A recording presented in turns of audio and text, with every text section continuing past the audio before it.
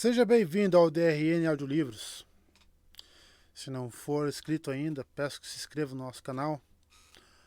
Acompanhe os nossos audiolivros aí. A gente tem bastante conteúdo. Se você deseja um livro e não tiver no canal ainda, deixa nos comentários aí que eu sempre faço uma lista e tento ir atrás assim que possível. Se quiser nos dar uma força, a gente tem o Apoia-se, o Seja Membro e também o Pix. Sempre fica na descrição do canal e na descrição dos vídeos. E muito obrigado por estar acompanhando a gente nessa jornada. E vamos para as nossas leituras. Capítulo 48. A Praga. O vento fustigava o manto de lã, às vezes tornando difícil vê-lo mesmo à luz do sol.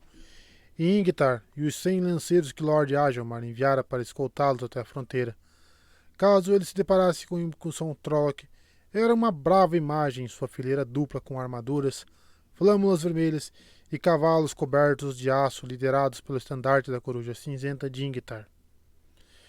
Eles eram tão grandiosos quanto uma centena dos guardas da rainha, mas eram as torres logo à frente deles que Rand estudava. Ele tivera a manhã inteira para observar as lanças de Shianar. Cada torre se erguia alta e sólida no topo de uma colina, a meia milha de sua vizinha. As outras se erguiam a leste e a oeste, e mais além dessas. Uma rampa larga e murada fazia uma espiral ao redor de cada cilindro de pedra, dando a volta inteira até alcançar os portões pesados a meio caminho do topo provido de ameias.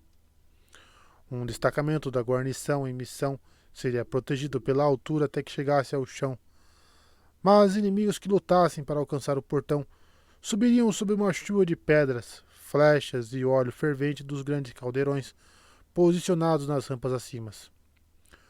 Um grande espelho de aço, cuidadosamente virado para baixo, fora do sol, reluzia no topo de cada torre abaixo do grande caldeirão de ferro, onde as fogueiras de sinalização podiam ser acesas quando o sol não brilhasse. O sinal seria refletido, primeiro para torres mais distantes da fronteira, e destas para outras, e assim retransmitido para as fortalezas do interior, de onde os lanceiros cavalgariam para rechaçar o ataque. Se os tempos fossem normais, era o que aconteceria.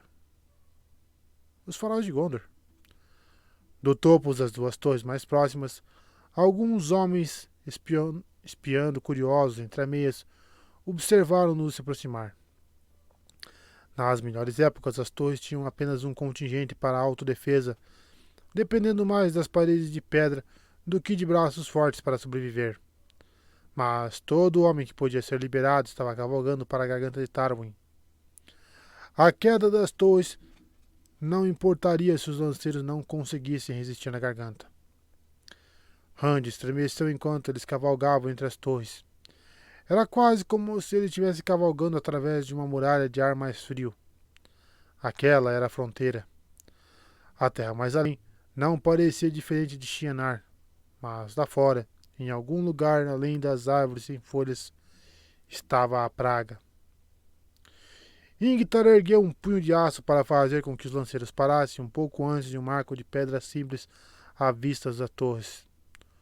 Um poço de fronteira marcando o limite entre Shianar e o que um dia fora Malkier. Seu perdão, Moiraine Aes Sedai. Perdão, Daishan. Perdão, construtor. Lord Agelmar me ordenou que não avançasse mais. Ele parecia infeliz com isso, infeliz com a vida. Foi o que planejamos, Lord Agelmar e eu, disse Moiraine. Ingtar grunhiu amargo. Perdão, Aes Sedai. Ele pediu desculpas, mas não parecia estar sendo sincero. Escoltar vocês até aqui significa que não podemos não chegar à garganta antes do fim da luta. Foi-me roubada a chance de lutar com os outros, e ao mesmo tempo tenho ordem de não cavalgar um passo além do poço da fronteira, como se eu nunca tivesse estado na praga. E Lord Agelmar não me diz porquê. Atrás das barras de seu elmo, seus olhos transformaram a última palavra em uma pergunta para Aes Sedai. Olhou para Rand e os outros com escárnio. Havia descoberto que eles acompanhariam Lan até a praga. Ele pode ficar com o meu lugar, resmungou Matt para Randy. Lan dirigiu aos dois um olhar severo. Matt abaixou a cabeça, o rosto vermelho. Cada um de nós tem sua parte no padrão, Ingtar, disse Moiraine com firmeza. Daqui precisamos tecer as nossas sozinhos. A mesura de Ingtar foi mais dura do que sua armadura exigia. Como desejara, Aes Sedai. Devo deixá-los agora e forçar a cavalgada para alcançar a garganta de Tarwin. Pelo menos me será permitido enfrentar Trollocs lá. Você está realmente assim tão ansioso? Perguntou Nynaeve. Para combater Trollocs? Ingtar observou-a intrigado. Depois o desguilha para Lan, como se o guardião pudesse explicar. Isto é o que eu faço, senhora, disse ele devagar. Isto é o que eu sou. Ele ergueu uma manopla de aço para Lan, a sua palma aberta na direção do guardião.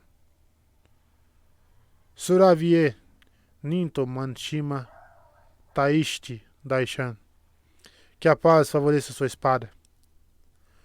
Puxando as rédeas de seu cavalo e dando meia volta, Ingtar seguiu para o leste com seu porta-estandarte e seus 100 lanceiros. Eles foram andando, mas a passo firme, tão rápido quanto cavalos com armadura poderiam conseguir com grande distância ainda percorrer. Que coisa estranha de se dizer, disse Egwene. Por que eles usam desse jeito? Paz. Quando você nunca conheceu uma coisa exceto em sonho, respondeu Lan pressionando Mandarby com os calcanhares para atiçá-lo. Aquilo se torna mais do que um talismã. Quando Randy seguiu o guardião ali no marco de pedra da fronteira, ele se virou na cela para olhar para trás, observando Ingtar e os lanceiros desaparecerem atrás de árvores nuas. O posto de fronteira sumir, e por último, as torres no topo de suas colinas olhando acima das árvores. Em pouquíssimo tempo eles estavam a sós, cavalgando para o norte sob o teto sem folhas da floresta. Randy afundou num silêncio vigilante, e pela primeira vez nem mesmo Matt tinha qualquer coisa a dizer. Naquela manhã, os portões de Faldara foram abertos com a aurora. Lord Agelmar, de armadura e elmo com seus soldados, cavalgara com o estandarte do Falcão Negro e as 3 raposas do portão leste na direção do sol, ainda apenas uma fatia vermelha acima das árvores. Como uma serpente de aço ondulando ao som de tambores de guerra, a coluna quádrupla deixara a cidade. Agelmar à frente, em sua cabeça oculta na floresta, antes de a cauda deixar o fortim de Faldara. Não se ouviram gritos de apoio nas ruas para apressá-los, somente os próprios tambores e as flâmulas estalando ao vento, mas seus olhos miravam com determinação o sol nascente. A leste, eles se juntariam a outras serpentes de aços de Fal Moran, atrás do próprio rei Eazar, com os filhos a seu lado, e Ancordeio, que sustentava as marchas orientais e protegia a espinha do mundo.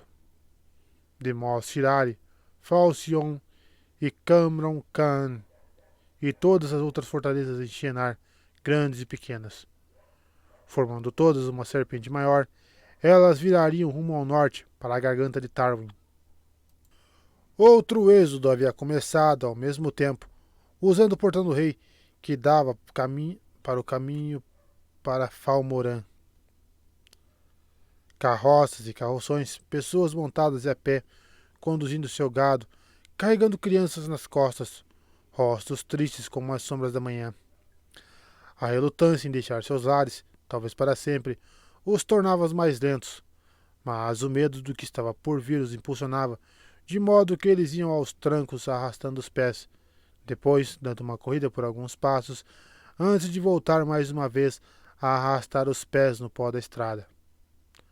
Algumas pausavam do lado de fora da cidade para ver a linha de soldados com armadura que entrava sinuosa na floresta. A esperança brotava em alguns olhos e preces eram murmuradas. Preces por eles, preces pelos soldados, antes que se voltassem para o sul novamente, bem devagar. A menor coluna saía do portão de Malkier. Deixados para trás, uns poucos permaneceriam, Soldados e um punhado de homens mais velhos, viúvos, com os seus filhos crescidos, fazendo a lenta viagem para o sul. Um último punhado para que acontecesse o que acontecesse na garganta de Tarwin, Faldara não caísse sem ser defendida. A coruja cinza de Ingtar ia na frente, mas era Moiraine quem os levava para o forte. A fileira mais importante de todas e a mais desesperada. Por pelo menos uma hora depois de passarem pelo posto da fronteira, não houve qualquer mudança na terra nem na floresta. O guardião os mantinha a um passo firme, uma caminhada tão rápida quanto os cavalos podiam suportar. Mas Rand não parava de se perguntar quando chegaria uma praga.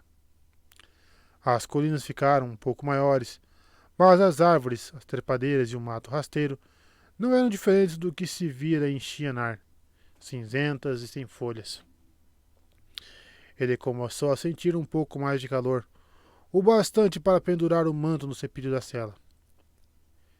Este é o melhor tempo que já vimos o ano todo, disse Egwene, retirando o próprio manto. Ninaeve balançou a cabeça, fazendo a testa como se estivesse escutando o vento. Há algo errado. Rand assentiu. Ele também sentia isso, embora não conseguisse dizer exatamente o que era. A sensação era de que havia algo errado, e além do primeiro calor do qual conseguia se lembrar a céu aberto naquele ano. Era mais que o simples fato de que ele não devia estar tão quente ali, tão ao norte. Devia ser a praga, mas a terra era a mesma. O sol subiu, uma bola vermelha que não deveria dar tanto calor, apesar do céu sem nuvens. Pouco depois, Rand desabotoou o casaco. O suor descia pelo seu rosto. Ele não era o único. Matt tirou o casaco, exibindo abertamente a adaga de ouro e rubi, e limpou o rosto com a ponta do cachecol. Piscando, ele voltou a enrolar o cachecol numa faixa estreita pouco acima dos olhos. Ninaeve e Egwene se abanavam. Elas cavalgavam, curvadas, como se estivessem murchando. Loial abriu a túnica de colarinho alto, bem como a camisa. O Ogier tinha uma faixa estreita de cabelo que ia até o meio do peito, espessa como pelo de animal. Ele murmurou desculpa para todos. Vocês precisam me perdoar. O pouso Cheguetai fica nas montanhas e é fresco. Suas narinas largas se abriram, sugando o ar que ficava cada vez mais quente. Não gosto desse calor e desta umidade. O ar estava úmido mesmo, Rand percebeu. Parecia o charco no auge do verão, lá nos dois rios. Naquele pântano lamacento, cada respiração vinha como se através de um cobertor de lã encharcada em água quente. Ali não havia charcos, apenas alguns laguinhos e riachos rasos, coisas ínfimas para alguém acostumado à floresta das águas, mas o ar era como o do charco. Somente Perrin, ainda em seu casaco, respirava com facilidade. Perrin e o guardião. Havia algumas folhas em árvores que não eram perenes. Rand estendeu a mão para tocar um galho e parou pouco antes das folhas. Um amarelo doentio pintalgava o vermelho das novas folhas e pintas pretas semelhantes a uma doença. Eu disse para não tocar em nada. A voz do guardião soou neutra. Ele ainda usava um manto de cores mutantes, como se o calor não incomodasse mais que o frio. Ele quase fazia seu rosto anguloso parecer flutuar sem sustentação sobre o dorso de Mandarbe. Flores podem matar na praga, e folhas podem aleijar. Existe uma coisinha chamada graveto, que gosta de se esconder onde as folhas são mais espessas, e parece o objeto que leva seu nome, esperando que alguém o toque. Quando alguém o toque, ele morde. Não envenena. O suco começa a digerir a presa do graveto para ele. A única coisa que pode salvar você é cortar o braço ou a perna que foi mordida. Mas um graveto não vai morder a menos que você o toque. Outras coisas na praga vão. Rand puxou a mão de volta, deixando as folhas intocadas, e a limpou na perna da calça. Então nós estamos na praga? Perguntou Perrin. Estranhamente, ele não parecia assustado. Só na periferia, disse Lan Soturno. Seu garanhão seguia em frente, e ele falava por sob o ombro. A verdadeira praga ainda está à nossa frente. Existem coisas na praga que caçam pelo som, e algumas podem ter vagado muito ao sul. Às vezes, elas cruzam as montanhas de Dum, muitos piores que gravetos. Fiquem quietos e se mantenham alertas se quiserem permanecer vivos. Ele continuou a cavalgar num ritmo constante sem esperar a resposta. Milha a milha, a corrupção da praga se tornou mais aparente. Folhas cobriam as árvores numa profusão cada vez maior, mas manchadas e sarapintadas de amarelo e preto, com listras de um vermelho vivo como uma septicemia. Cada folha e ramo pareciam inchados, prontos para estourar a um toque. Flores pendentes de árvores e ervas silvestres em uma paródia de primavera, coisas de uma palidez encerada doentia, que pareciam apodrecer diante dos olhos de Randy. Quando ele respirou pelo nariz, o odor adocicado da decomposição, pesado e espesso, quase o fez vomitar. O ar tinha cheiro de carne podre. Os cascos dos cavalos faziam um som suave quando coisas podres arrebentavam embaixo deles. Matt se curvou para fora da cela e vomitou até não haver mais nada no estômago. Hans buscou o vazio, mas a calma não ajudava muito contra a bile que não parava de subir-lhe pela garganta. Com ou sem algo no estômago, Matt vomitou uma milha depois, sem botar nada para fora, e mais uma vez depois disso. Egwene parecia prestes a passar mal também, engolindo em seco constantemente. E o rosto de Ninaeve era uma máscara branca de determinação, o maxilar travado e os olhos fixos nas costas de Moiraine. A sabedoria não admitiria se sentir mal, a menos que a Aes Sedai sucumbisse primeiro. Mas Randy não achava que ela esperaria muito. Os olhos de Moiraine estavam semicerrados, os lábios pálidos. Apesar do calor e da umidade, Loial amarrou um cachecol sob o nariz e a boca. Quando olhou para Randy, o ultraje e o nojo do Ogier eram visíveis em seus olhos. Eu tinha ouvido, começou a voz abafada pela lã, e parou para pigarrear com uma careta. Tem gosto de... Eu já tinha ouvido falar e lido sobre a praga, mas nada poderia descrever. Seu gesto de algum modo abarcava o cheiro, além das plantas nauseantes. Que mesmo o tenebroso possa fazer isso com as árvores. O guardião não era afetado, é claro, pelo menos não que Randy pudesse ver, mas, para sua surpresa, Perrin também não. Ou não do jeito que o resto deles havia sido. O jovem corpulento fuzilava com o olhar a floresta obscena através da qual cavalgavam, como encararia um inimigo ou um estandarte de um inimigo. Ele acariciava o machado no cinturão, como se não percebesse o que estava fazendo, e resmungava para si mesmo, quase rosnando, de um modo que fazia os pelos da nuca de Hunt se arrepiarem. Mesmo em plena luz do sol, seus olhos brilhavam, dourados e ferozes. O calor não passou enquanto o sol sangrento descia rumo ao horizonte. Longe, ao norte, montanhas se erguiam mais altas que as montanhas da névoa, negras contra o céu. Às vezes um vento gelado dos picos afiados soprava longe o bastante para alcançá-los. A umidade tórrida sugava a maior parte do frio da montanha, mas o que restava era invernal, se comparado ao calor escaldante que substituía, ainda que apenas por um momento. O suor no rosto de Randy parecia se transformar em gotas de gelo. Quando o vento morria, as gotas tornavam a derreter, traçando linhas furiosas que desciam pelas bochechas, e o calor espesso retornava com mais força do que antes, em contraste. No instante em que o vento o cercava, ele varria para longe o fedor, mas Randy teria passado sem isso também se pudesse. O frio era o calafrio da tumba e trazia consigo o odor almiscarado e poeirento de um túmulo velho recém-aberto. Não podemos chegar às montanhas ao cair da noite, disse Lan. É perigoso andar à noite, mesmo para um guardião sozinho. Há um lugar não muito longe daqui, disse Moiraine. Será um bom presságio para nós acamparmos lá. O guardião lhe lançou um olhar inexpressivo, depois assentiu com relutância. Sim, precisamos acampar em algum lugar. Pode muito bem ser lá. O olho do mundo estava além dos desfiladeiros quando me encontrei, disse Moiraine. Melhor cruzar as montanhas de Dun em plena luz do dia, ao meio-dia, quando os poderes do tenebroso neste mundo são mais fracos. Você fala como se o olho não estivesse sempre no mesmo lugar, disse Egwene para Aes Sedai, mas quem respondeu foi loial. Entre os Ogier, ninguém jamais o encontrou no mesmo lugar 2 vezes. O Homem Verde parece ser encontrado quando necessário, mas isso sempre aconteceu além dos desfiladeiros. Estes são traiçoeiros e assombrados por criaturas do tenebroso. Precisamos chegar aos desfiladeiros antes de precisarmos nos preocupar com elas, disse Lan. Amanhã estaremos realmente dentro da praga.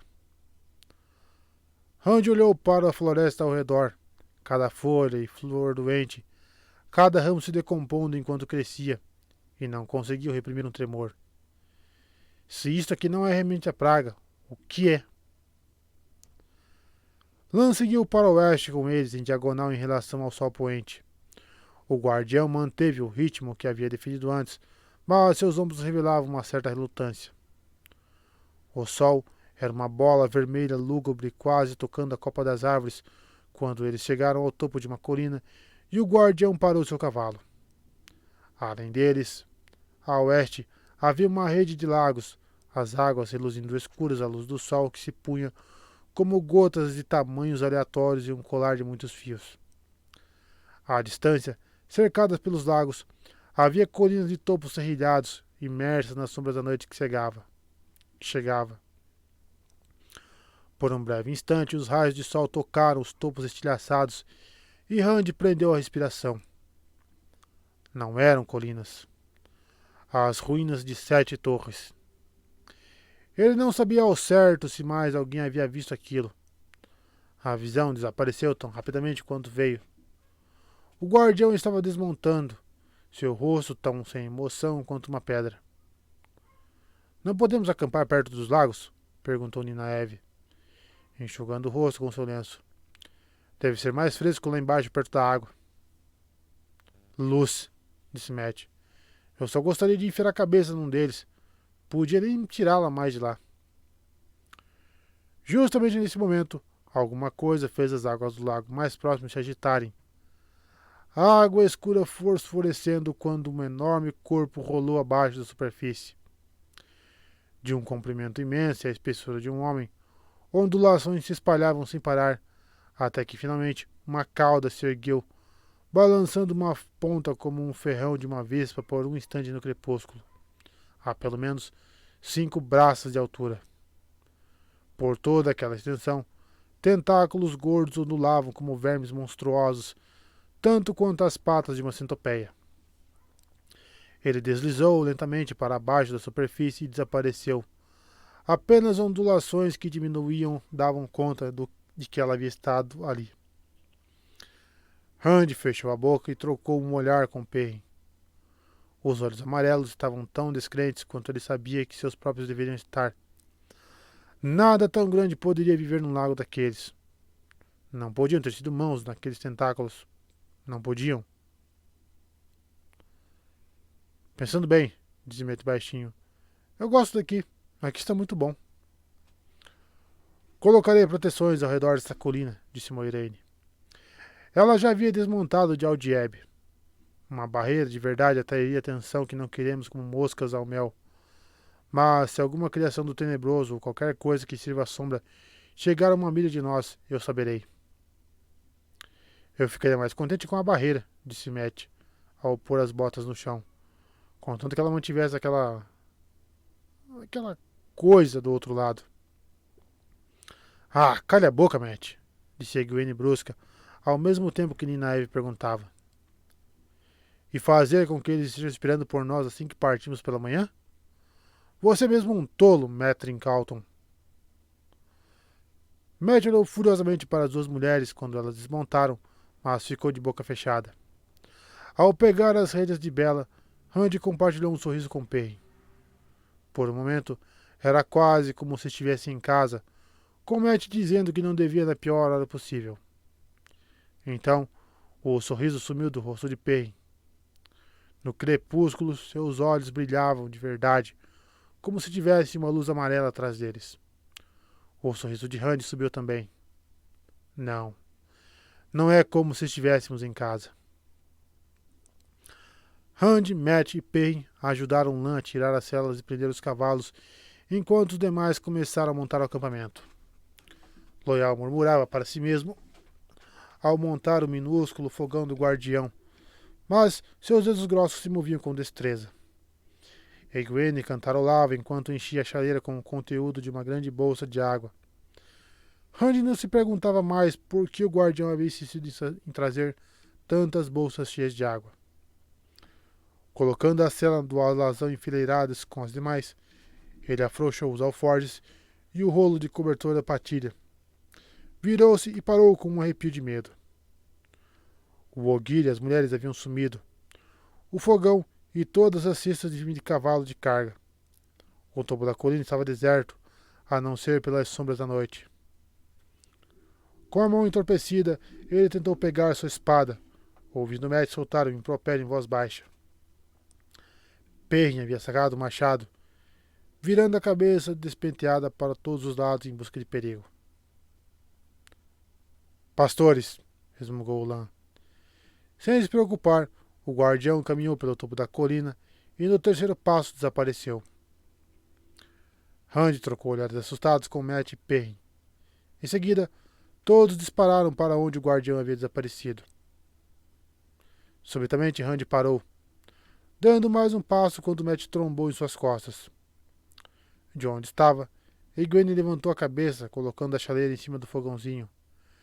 Nynaeve fechava a tampa de um segundo lampião aceso. Estavam todos ali.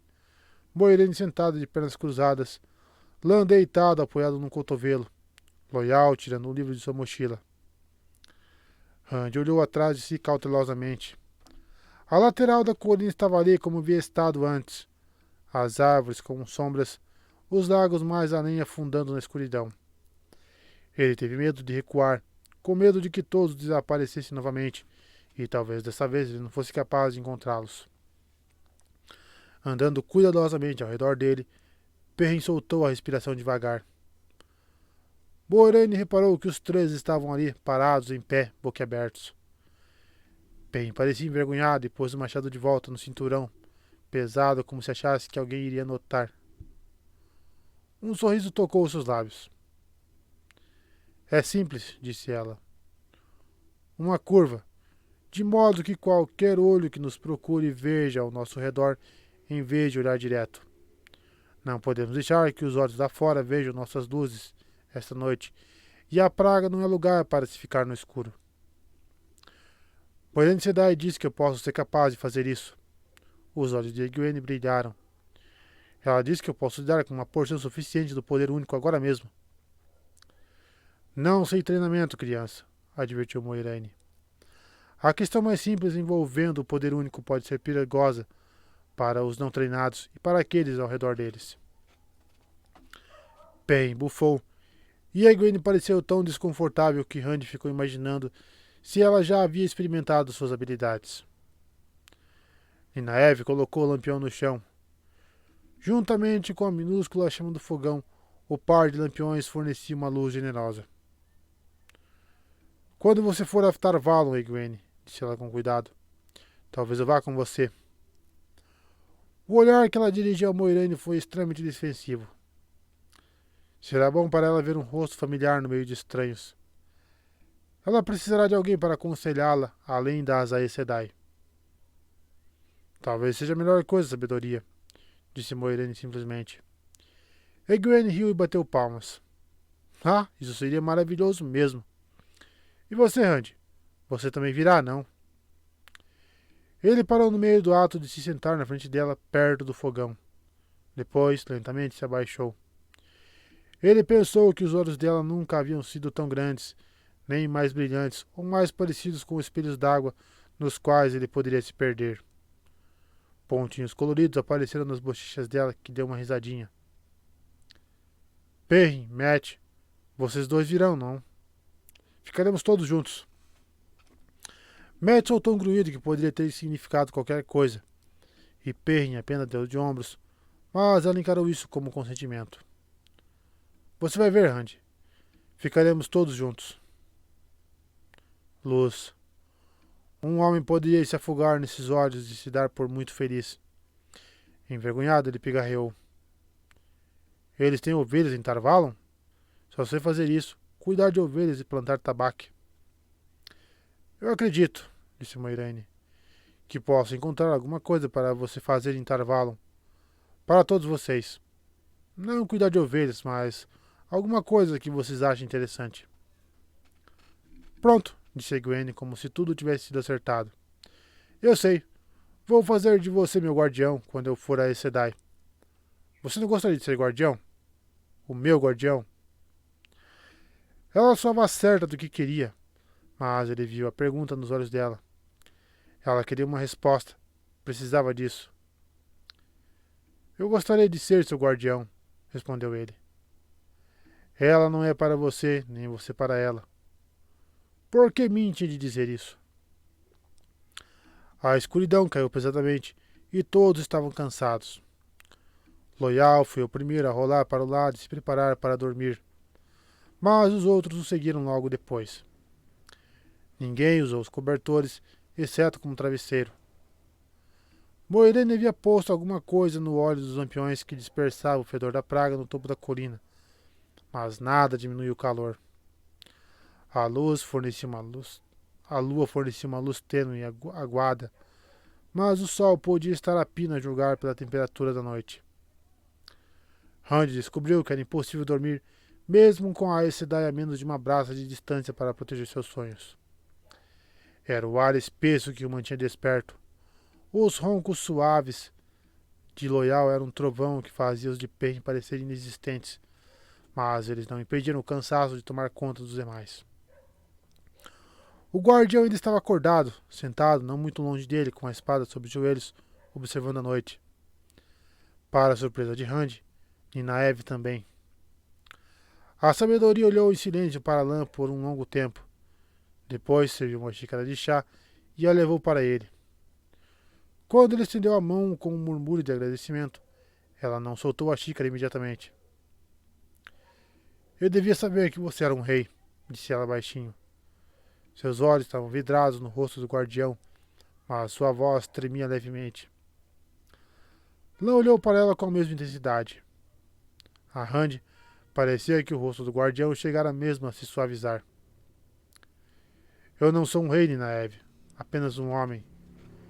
Um homem sem nada no nome, assim como o mais simples fazendeiro. A voz de Nynaeve ficou mais firme.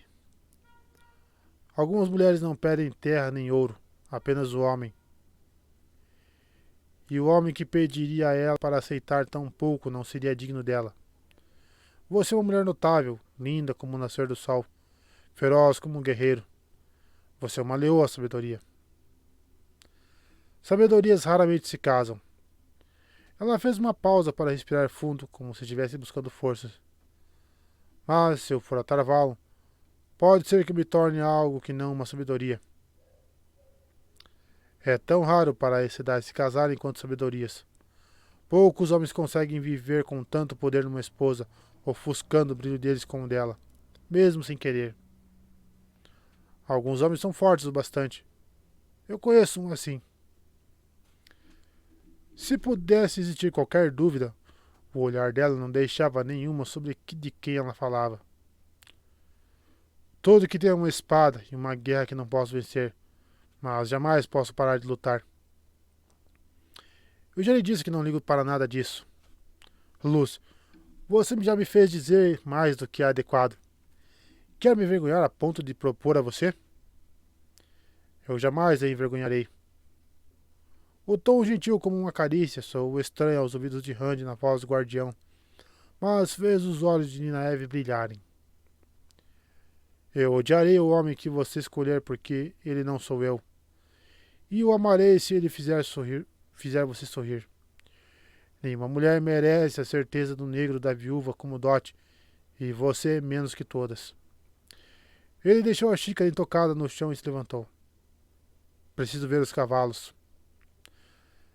Ninaeve permaneceu ali, ajoelhada, depois que ele havia partido.